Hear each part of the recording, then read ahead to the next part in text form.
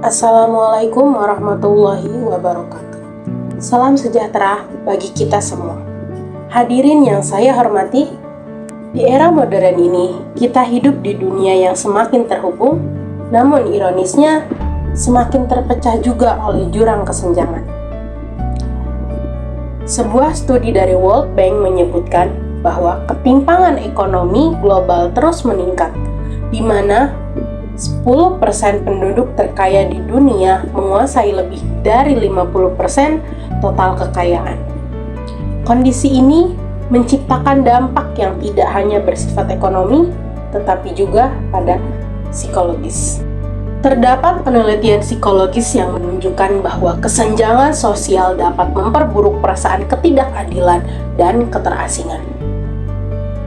Mereka yang merasa berada di bawah piramida sosial seringkali mengalami stres kronis karena terus-menerus merasa tidak mampu mencapai standar sosial yang ditetapkan.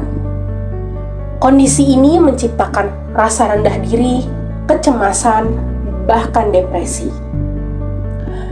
Bayangkan seorang anak yang tumbuh dalam keluarga dengan penghasilan rendah. Setiap hari ia melihat teman-temannya memiliki barang-barang yang mahal, akses ke pendidikan berkualitas, sementara ia harus puas dengan fasilitas yang serba terbatas. Apa yang terjadi pada mentalnya?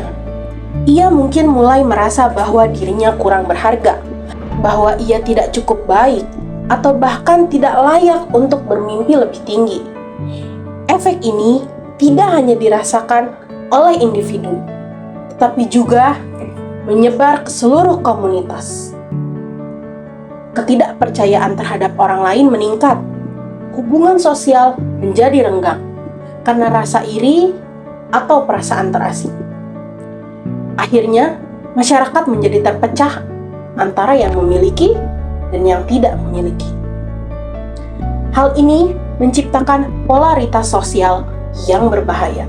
Kita harus mempercayai bahwa masalah ini memiliki solusi. Solusinya tidak hanya datang dari kebijakan pemerintah atau sistem ekonomi, tetapi juga dari diri kita sebagai individu dan sebagai bagian dari komunitas. Pertama, mari kita bicara tentang rasa empati. Empati adalah kemampuan untuk memahami dan merasakan apa yang dirasakan oleh orang lain. Ini adalah langkah awal yang sangat penting. Ketika kita berempati, kita mampu melihat kesenjangan tidak sebagai masalah angka, tetapi sebagai masalah manusia. Sebuah langkah sederhana seperti mendengarkan kisah orang-orang yang berada di posisi yang berbeda dari kita.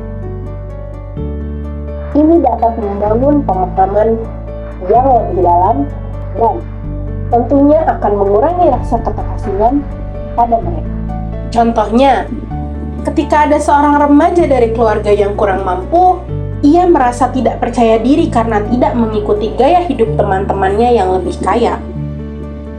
Namun, ketika seorang teman dari keluarga yang lebih sejahtera mengajaknya berdiskusi tentang ketertarikan mereka, contohnya ketertarikan pada musik. Ini merupakan sesuatu hal yang tidak memerlukan uang.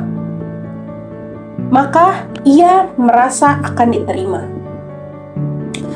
Hubungan yang terbentuk dari kesamaan minat ini akan membantu mengurangi rasa terasingnya dan meningkatkan kepercayaan dirinya. Dalam hal ini, kita semua memiliki peran dalam mengatasi kesenjangan sosial ini. Dimulai dari kesadaran diri dan tindakan kecil.